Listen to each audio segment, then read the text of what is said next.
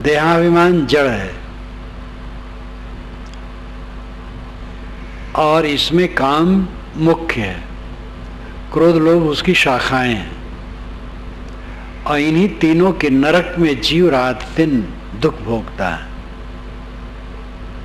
इसी में फिर ईर्षा, हिंसा, द्वेष, घृणा, परसंताप, आसक्ति, मोह, ममता, कलह, विवाद,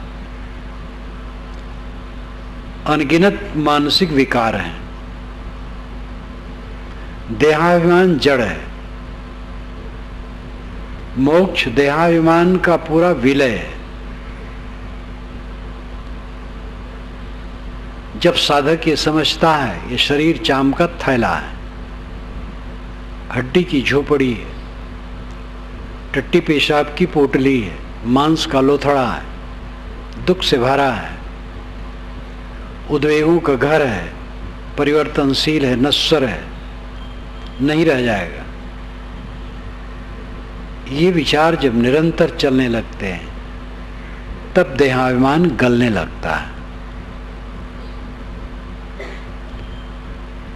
और ये विचार जब पूरा प्रखर हो जाता है तो देहाभिमान विलीन हो जाता है। देहाभिमान के विलीन होने पर काम वासना समाप्त हो जाती है। काम वासना समाप्त होने पर क्रोध और लोभ समाप्त, फिर ईर्षा, द्वेष, कलह, कल्पना कुछ नहीं। ये कहानी में तो थोड़े है, करने में पूरा जीवन समर्पित करना होता है और इसके समर्पण में सुख है। किसान वह किसान है जो हल चलाने में, गोड़ने में, खाद डालने में, पानी डालने में, निदाई करने में, बियासी करने में, कटाई में, मड़ाई में, सब में प्रसन्न रहता हो।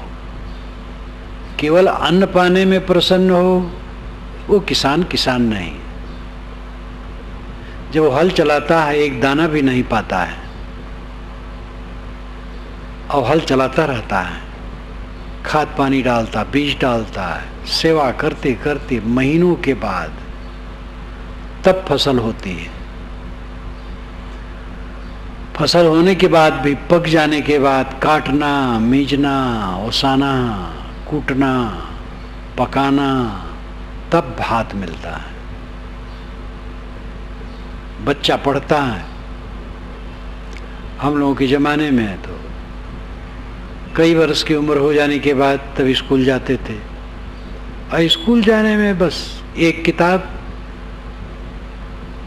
कलम दवाई तो और एक तख्ती, बस।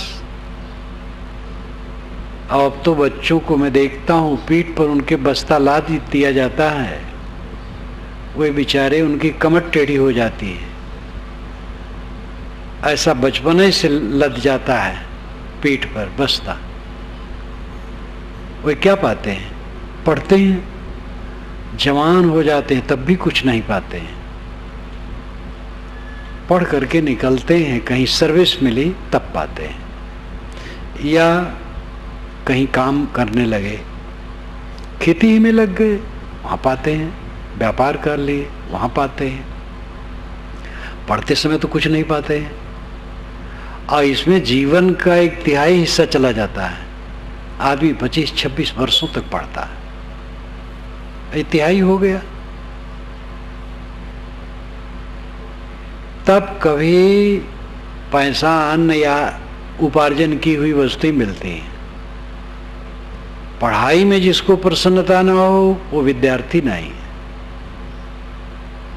साधना में प्रसन्नता हो, साध्य तो प्रसन्नता का विषय है ही, साधना में प्रसन्नता हो।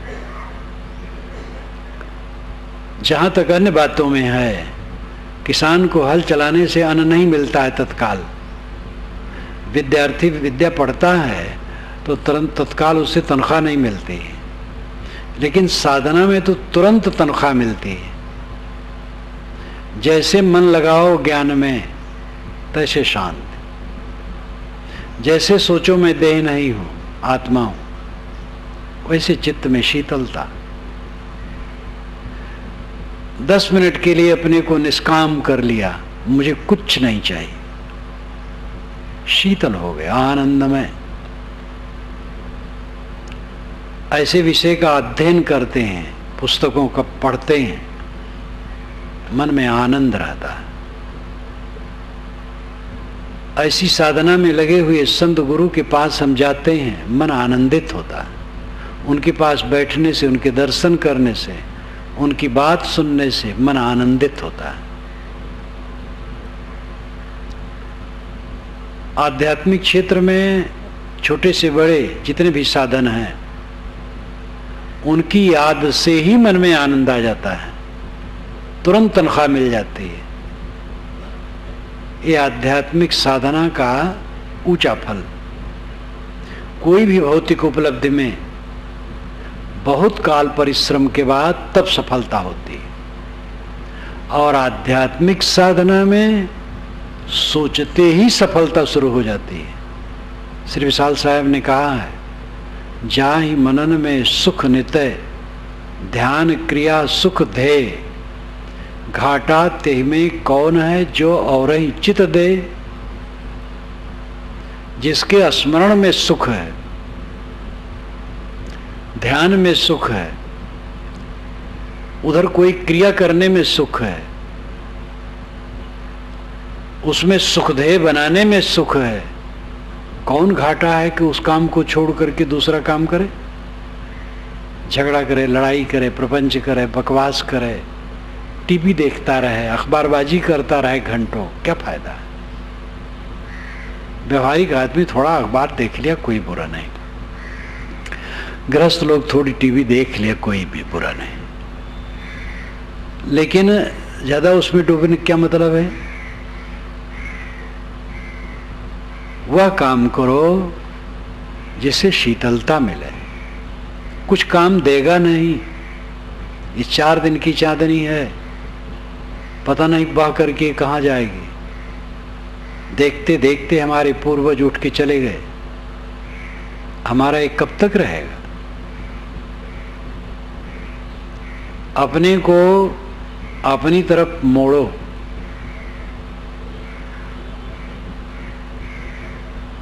कहीं कबीर ते बाँचिए जाके हृदय विवेक। हमारी साधना विवेक में ढल जाना चाहिए। ये ध्यान समाधि, जो पूर्ण समाधि में साधक पहुंच गया, उसकी समाधि भी विवेक में ढल जाना चाहिए। समाधि कुछ समय के लिए है, व्यवहार ज्यादा समय के लिए है।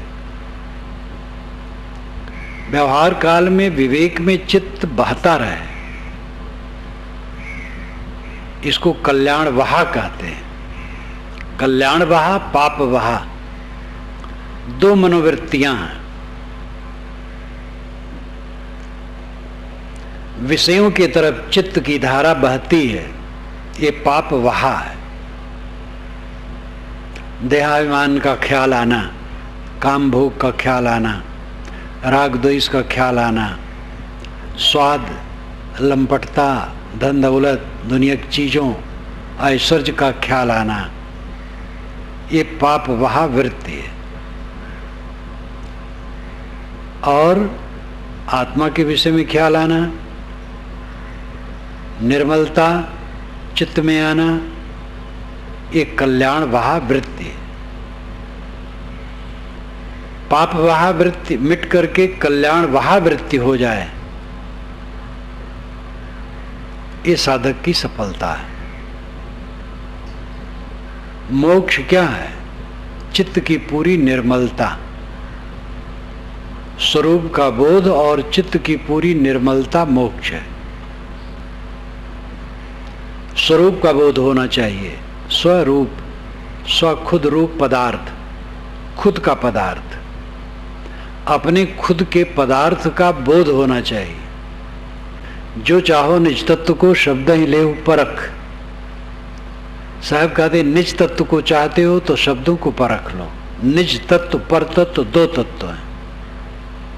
निज तत्व स्वयं आत्मा है, पर तत्व, जगत जड़ है।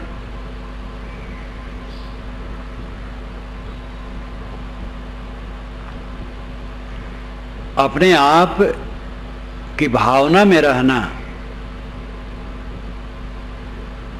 ये विवेक धारा में रहना है, कल्याण धारा में रहना है। सारा संसार प्रत्यक्ष में बह रहा है। जो इंद्रियों से प्रतीत हो रहा है, इसी में सबका चित्त बहता है। पांचों विषय में नींद खुली, पांचों विषयों का नरक सामने आया और उसी में चित्त भागता रहता है, भागता रहता है।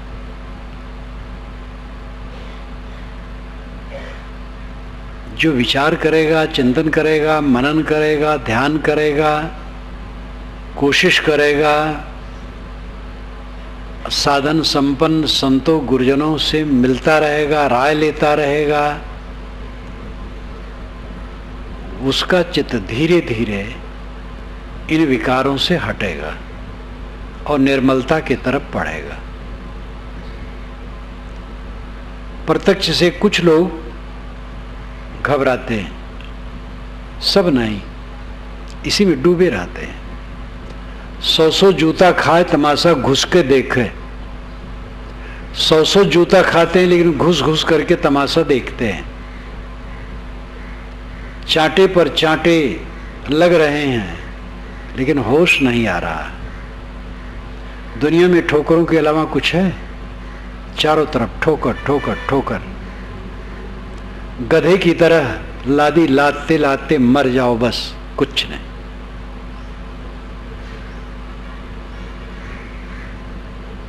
प्रत्यक्ष में सब डूबे हैं, इससे ऊब नहीं होती है, घबराहट नहीं होती, वैराग नहीं होता है। धन्य है वह जिसके मन में प्रत्यक्ष से ऊब होती, उपरामता होती है। देख लिया कि भोगों से संतोष न मिला, प्राणी पदार्थों से संतोष न मिला, जिनसे हमें बड़ी आशा थी, हमारे मन का धोखा था। उनका दोष नहीं है, संसार ही ऐसा है। परिवार के लोग क्या करें बेचारे? परिवार के लोग स्वयं दुखी हैं। क्या आपके परिवार के लोग सब आत्मसंतुष्ट हैं? वे स्वयं तृष्णा में परेशान हैं, वे आपको क्या देंगे? आसपास के लोग सब चाहना वासना कामना में परेशान है, आपको क्या देंगे? उनका दोष नहीं है, दोष अपना है जो समझ में नहीं आता है। मनुष्यों के बीच में रह करके ये काम करना है, सरल रहे, दूसरे की ऊंच नीच बातें सह ले, दूसरे के साथ सुंदर बर्ताव करे, और किसी से कुछ पाने की कामना अज्ञान के सिवा क्या है? व्यवहारिक लेन देन तो होता रहता है। हमने किसी को कुछ कर दिया, किसी ने हमारे लिए कुछ कर दिया, ये लेन देन होता रहता है, ये व्यवहारिक है। आत्म संतोष तो दूसरा हमें क्या देगा? हमारे मन को शीतल दूसरा कैसे कर देगा? वो तो हमारा व्यक्तिगत विषय है। तो दुनिया को देख करके इसकी पोल पट्टी समझ लेना मामूली बात नहीं है। जूता लात खाते रहो जीवन भर, समझ में नहीं आता है। और कभी किसी की समझ में आया तो समय निकल गया रहता है, तब केवल पश्चाताप रहता है। प्रत्यक्ष में सारा संसार डूबा है। कोई विरला जीव है जैसे इस प्रत्यक्ष से वैराग्य होता है, पांचों विषयों से वैराग्य होता है। लगता है संसार कांटा है, कचरा है, भोग दुख से भरे हैं, तो परोक्ष में कुछ खोजता है। कोई होगा भगवान, कोई परमात्मा, कोई हमारा रक्षक होगा, सुना है, लोगों ने बताया है, पुस्तकों में लिख रखा है, स्वयं अपने अंदर भी कुछ धारणा बना ली है, उसके अनुसार वो ईश्वर का नक्शा गढ़ता है और उस नक्शे का ध्यान करता है, उसमें अनुराग करता है, उसका नाम जपता है। कोई नाम बना लिया, कोई अल्लाह बना लिया, कोई राम बना लिया, कोई ओम बना लिया, कोई और कुछ बना लिया, जपता है और मन के नक्शे का ध्यान करता है, उसे कुछ राहत मिलती है। जब प्रत्यक्ष से हट करके परोक्ष की तरफ साधक लगता है तो उसे कुछ राहत मिलती है, क्योंकि उसको भी भोगों में विरसता लगती है और संसार से अपने आप को हटाने की चेष्टा करता है। तो अंतर्मुख होता है और परोक्ष में अपने मन को बार-बार जोड़ता है, लेकिन पूर्ण बोध नहीं होता है, पूर्ण संतोष नहीं होता है। परोक्ष मन की अवधारणा है। हमारे मन का नक्शा है, वो मन से अलग नहीं है। जब इंद्रियां शांत हो गई और मन भी शांत हो गया, तब कौन रहा? स्वयं आत्मा। ये अपरोक्ष है। इसके लिए कठोपनिषद में कहा गया, यदा पंचावतिष्ठन्ते ज्ञानानि मनसा सह बुद्धिश्च न विचेष्टत् तामाहु परमां गतिम। 5 ज्ञानेन्द्रियां यदा पंचावतिष्ठन्ते, जब 5 अवतिष्ठित इंद्रियां आँख नाक कान जीभ चाम मनसा सह, मन के सहित, बुद्धिश्च और बुद्धि भी न विचेष्टत, चंचल नहीं होते, ताम आहु परमाम गतिम, ताम उसे, आहु कहते हैं परम गति। यहाँ कुछ पाने की बात नहीं कही, न मोक्ष न परमात्मा, कुछ नहीं। 5 ज्ञानेन्द्रियां शांत हो गई, मन शांत हो गया, बुद्धि शांत हो गई, ये परम गति है। पाना क्या है? पाने का मतलब खोना है। पाई हुई वस्तु खो जाती है, ये प्रकृति का विधान है। पाते पाते आज तक हमारी दुर्गति हुई है। हम बाहर पाने की चेष्टा में सदैव मतवाले रहे और उससे हमारी दुर्गति ही होती रही है। शरीर है तो कुछ तो लेना पड़ेगा, खाना पीना बरतना, लेकिन ये पाना नहीं है। ये तो आता है, हो जाता है। भोजन आया, खा लिए, उसका रस शरीर में परिवर्तित हो गया और स्थूल पदार्थ टट्टी पेशाब के रूप में होकर के बाहर निकल गया। काम हो गया। पाया क्या? एक व्यवहार है। आप रास्ते रास्ते चल रहे थे, भूख लग गई, जेब से पैसे निकाले, फल खरीद लिए, खा लिए।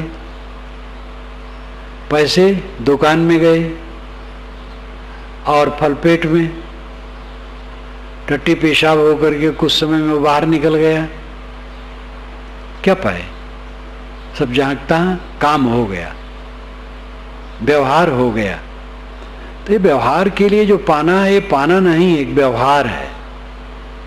इतने लोग यहाँ बैठे हैं, बुजुर्ग भी बैठे हैं, जिन्होंने जीवन में सर्विस की है और रिटायरमेंट हो गया है। बरसों रिटायरमेंट लोग भी हैं, खेती में भी कमाए हैं, धान कमाए हैं, पैदा किए, अन्न पैदा किए हैं, उससे रुपया भी बना है। कितना रखे, आया और गया। जो रखे हो भी जाएगा। पाया क्या जाता है? पाना एक भ्रम है, मिलता कुछ नहीं। देख लो और बह जाता है। जो कुछ सामने आता ठहरता कुछ भी नहीं। ये पाने का मोह संकट है।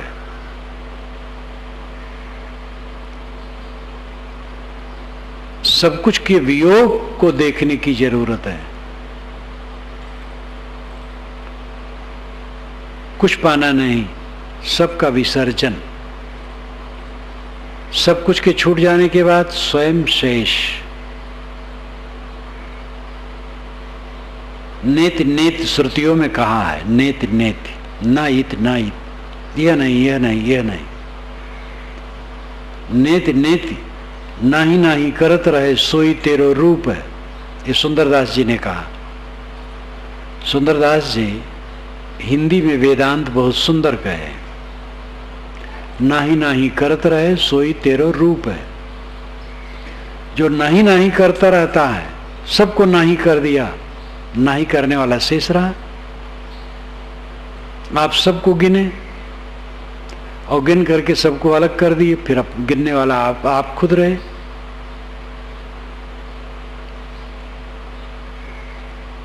अपरोक्ष बोध होना चाहिए। प्रत्यक्ष में डूबने की प्रवृत्ति छोड़ो, देहाभिमान छोड़ो। आप देह नहीं हो, शुद्ध चेतन हो। जीवन का लक्ष्य भोग नहीं है, योग है। बाहर भटकना नहीं, अंतर्मुख होना है। इंद्रियां बहिर्मुख हैं, इसलिए आदमी हरदम बाहर देखता है। विवेक द्वारा बाहर से लौटा करके अंतर्मुख हुआ जा सकता है। इसके लिए भी कठोपनिषद में बहुत सुंदर कहा, परांच खान वितरणत स्वयंभू तस्मात् पराम पश्यति नान्तरात्मन कश्चित धीरा प्रतिज्ञात्मानमैक्षत आवृत्ति चक्षु अमृतत्वमिच्छन्। प्रकृति ने इंद्रियों को बहिर्मुख बनाया है। परांच खान वितरणत स्वयंभू, स्वयंभू प्रकृति ने परांच बाहर, खान छेद, वितरणत फोड़ा है। शरीर में से छेदों को फोड़ फोड़ करके प्रकृति ने बाहर खोला है। आंख नाक कान जीभ चाम सब बाहर की चीजों को ग्रहण करती है। तस्मात इसलिए पराम पश्यति, बाहर देखता है जीव, नान्तरात्मन, अंतरात्मा को नहीं देखता है। कश्चित धीरा, कोई विवेकवान पुरुष, प्रत्येक आत्मन ऐक्षत, प्रत्येक नाम भीतर आत्मन आत्मा को ऐक्षत देखता है, यानी अपने को देखता, मैं कौन हूं। आवृत्ति चक्षु अमृतत्वमिच्छन्, इंद्रियों को समेटकर अमृतत्व की इच्छा रख करके कोई विवेकवान अंतरात्मा को देखता है। यही कस्तूरी कुंडल है कबीर साहब की भाषा में। कस्तूरी कुंडल वसे मृग ढूंढे बनवाए, तैसे घट घट राम है दुनिया जानत ना है। मृग जब समझ लिया जहां से सुगंधी आती वो कस्तूरी और कस्तूरी मेरी नाभि में है, तो उसका भटकना बंद। ये उदाहरण है। वो समझता है कि नहीं समझता हो वो जाने। ज्ञानियों ने उदाहरण लिया, कस्तूरी होती है और कुछ मृगों की नाभि में कस्तूरी होती है। ये काल्पनिक नहीं। परमात्मा की सुगंधी हमें हरदम मिलती है, लेकिन हम उसे बाहर खोजते हैं। परमात्मा की सुगंधी है अनंत आनंद की इच्छा। ऐसा आनंद मिले जिसमें दुख न हो, अक्षय आनंद, निर्भय आनंद, स्थिर आनंद। स्थिर आनंद की जो कामना है और बारंबार हमारा मन हर जगह यही चाहता है। मनुष्य क्या सोचता है, शरीर जवान रहे, रोज प्रौढ़ रहे, जो भोगूं भोगता रहूं, इंद्रिय शिथिल न हो। अगर लड्डू मिल जाए तो लड्डू खाते रहे, 2 मन 4 मन 10-20 कुंतल भी खाता रहे तो भी वो घबराहट न होने वाला है। एक लड्डू में जो आनंद आएगा दूसरे लड्डू में आनंद घट जाएगा। अब अगर 2-3 खा लिए तो फिर आगे मन नहीं होगा। कोई जबरदस्ती कहे 10 लड्डू खाओ तो गुस्सा आ जाएगा।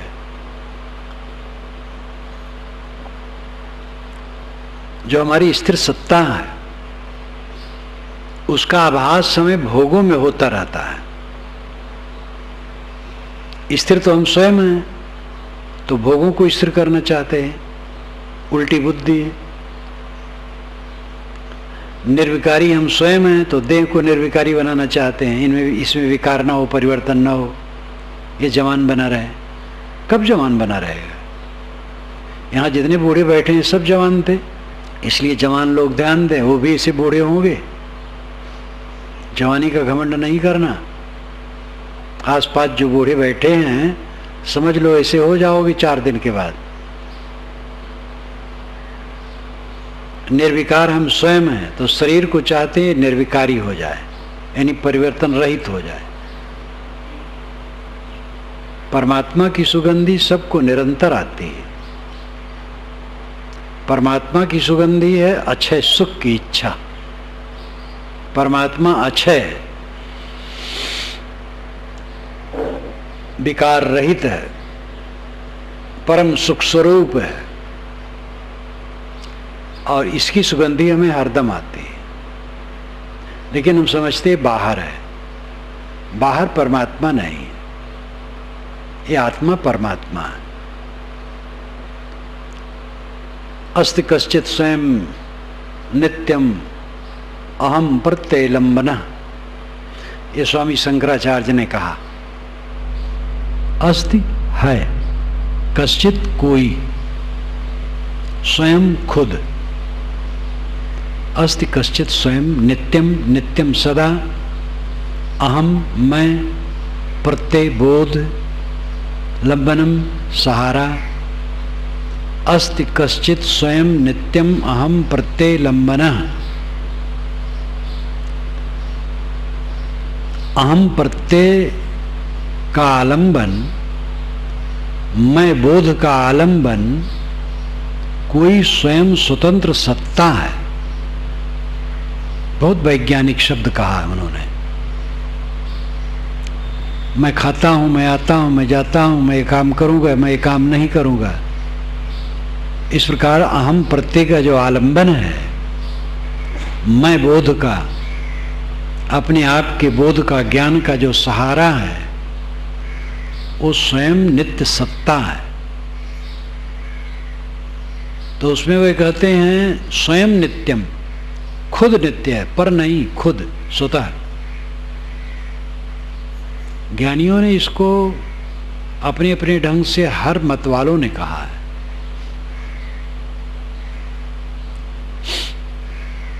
कबीर साहब का तो ज्ञान ही अपरोक्ष है पूरा। वे बारंबार पानी में मीन पियासी, मही सुन सुनियावत हांसी, धोबिया जल बिच मरत पियासा, ये व्यंग है। जल में खड़ा है, दिन भर कपड़ा धोता है, जल में वो प्यासा मरता है, ये व्यंग है।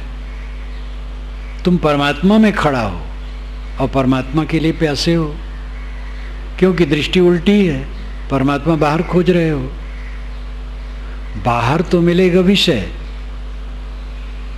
अंतर में लौटोगे तब परमात्मा। ये आत्मा परमात्मा है, स्वयं परमात्मा है, स्वयं सत है। बड़ा शब्द न कहो, स्वयं है, बस काफी है। स्वयं को छोड़ करके आपका आधार नहीं है, ये अपरोक्ष बोध है। प्रत्यक्ष 5 विषय है जो 5 ज्ञानेंद्रियों से प्रतीतमान है। परोक्ष मन की अवधारणा है, कल्पना है, और अपरोक्ष इंद्रिय और मन के व्यापार से अतीत हो जाने पर उसका बोध होता है। जिसके द्वारा इंद्रियां चलती और मन चलता है वो अपरोक्ष है। अपरोक्ष आत्मा ही से द्वारा तो इंद्रियां चलती और मन चलता है, लेकिन वो इंद्रियों और मन के व्यवहार ही में डूब जाता है। इंद्रियों के व्यवहार में प्रत्यक्ष में डूब जाता है और मन के व्यवहार में परोक्ष में डूब जाता है। जब इंद्रिय मन दोनों का व्यवहार शांत हो गया तो अपरोक्ष स्वयं रहा। इस स्वयं भाव को जितना मजबूत करोगे उतना देहाभिमान शिथिल होगा, उतना मन का विकार घटेगा, उतना क्लेश घटेगा, उतना चित्त में शांति आएगी। ये काम सबको करना चाहिए। विरक्त साधक जो हैं, वो गृहस्थ हैं, वो पुरुष हैं, वो स्त्री हैं, वो सबको करना चाहिए। सबको अपना दुख घटाना चाहिए। जितना दुख घटा रहेगा हल्का रहेगा, साधना में प्रगति होगी और आगे बढ़ सकोगे। गृहस्थ को कामी होना तो ठीक नहीं है। कामी कुचाली दुख भोगने की सेवा क्या पाएगा। गृहस्थ है, गृहस्थी में है, बाल बच्चा वाला है, परिवार पाले पोसे, कामी होने की क्या आवश्यकता है। अगर संतान एक दो हो गई तो ठीक है, नहीं हो गई तो और अच्छा है, झंझट नहीं है। कुछ गृहस्थ होते हैं, विवाह होता है, बच्चे नहीं होते हैं तो रोते हैं। वो एक जोड़ा आया मेरे पास, दोनों जवान हैं, भरी जवानी में हैं, बहुत दिन हो गया विवाह किए, कोई बच्चा नहीं हुआ। कहा महाराज क्या कहूँ, 15 बरस हो गए विवाह हुए, कोई बच्चा नहीं। मैंने कहा बहुत सुखी हो तुम, बच्चे वाले रोए, तुम क्यों रोते हो। तो मुस्कुराया। जिनके बच्चे हैं, पढ़ा हुए हैं, लिखा हुए हैं, उनकी झंझट सा है। जब वे जवान हो जाए तो उनका लाज जूता सा है। विवाह करें, बहू आवे और वो सबका झक्सा सा है और सहते सहते मर जाएं और क्या पाएंगे। तुम एक गलती किए, खाली विवाह, संतान की गलती नहीं हुई, आधी गलती में रुक गए, क्या गलत हुआ। तो हंसने लगा। बात उसको लगी कि ठीक कहते लेकिन बोध न होने से फिर बार वही, साहब एक संतान हो जाता दुनिया में बहुत संतान है, उनकी सेवा करो, लेकिन एक अपनी संतान होना चाहिए जो मेरी मूंछ उखाड़ सके दूसरे के बच्चों की मैं सेवा करूं, वो मूंछ नहीं उखाड़ते हैं। अपना बच्चा मूंछ उखाड़ता है। और मूंछ उखाड़ने वाला एक बच्चा होना चाहिए जो छाती पर चढ़ के कहे धन मेरा है, आप कैसे नहीं देंगे। कितना व्यामोह है। जिसके बच्चे नहीं हैं वो समझ लें आधी गलती हमारी प्रकृति ने रोक दिया है। पहली गलती थी विवाह कर डाला था, कोई बात नहीं। दूसरी गलती प्रकृति ने रोक दी, अच्छा हुआ, बोझा हट गया। स्वच्छंद जीवन, पति पत्नी साधना में लगो, भक्ति में लगो, सेवा में लगो। अगर आपके पास अधिक धन है तो बहुत से बच्चों की सेवा करो, जनता जनार्दन की सेवा करो।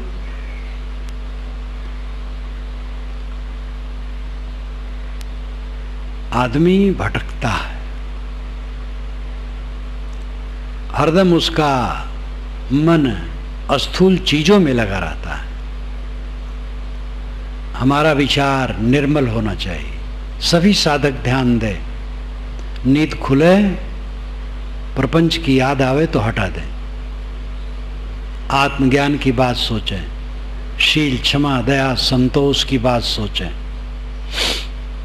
सब कुछ के वियोग के दिन को सोचें, कुछ नहीं रहेगा इस बात को सोचें और सेवा का काम करें। जहाँ जो हैं, नौकरी में हैं, व्यवसाय में हैं, खेती में हैं, साधु साधना में है, जहाँ जो है साधु साधना में है, लेकिन वहाँ भी व्यवहार है। देखो इतना बड़ा आश्रम है, करने से होता है, बिना किए तो नहीं होता है। करना पड़ता है। तो जहाँ जिनकी ड्यूटी है वे अपना काम करें, अपने मन को संभालें। मन नहीं संभालते हैं लोग, इसलिए सब रोते हैं। ये मन दुखता रहता है। शरीर में कहीं फोड़ा हो जाए तो चलते फिरते लोगों का जब स्पर्श होता है तो दुख जाता है। तो बार-बार लगता है लोग जानबूझ करके दुखा देते हैं मेरा।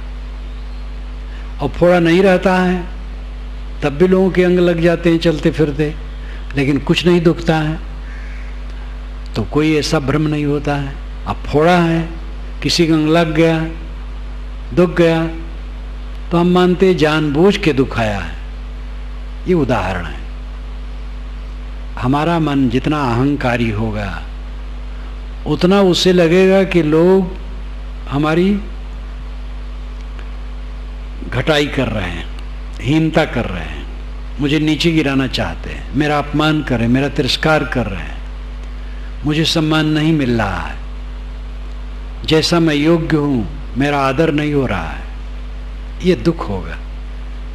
बाल बच्चों से खिन्नता, पत्नी से खिन्नता, पति से खिन्नता, गुरु से खिन्नता, शिष्य से खिन्नता, भाई से खिन्नता, गुरु भाई से खिन्नता, पड़ोसी से, समधि से, दामाद से, साले से, कहीं भी जितना हमारा मन अहंकारी होगा उतनी खिन्नता बनी रहेगी।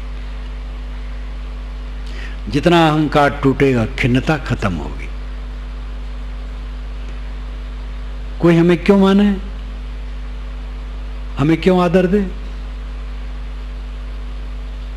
हम दूसरे को आदर दें, दूसरे को सम्मान दे दें जो उचित है।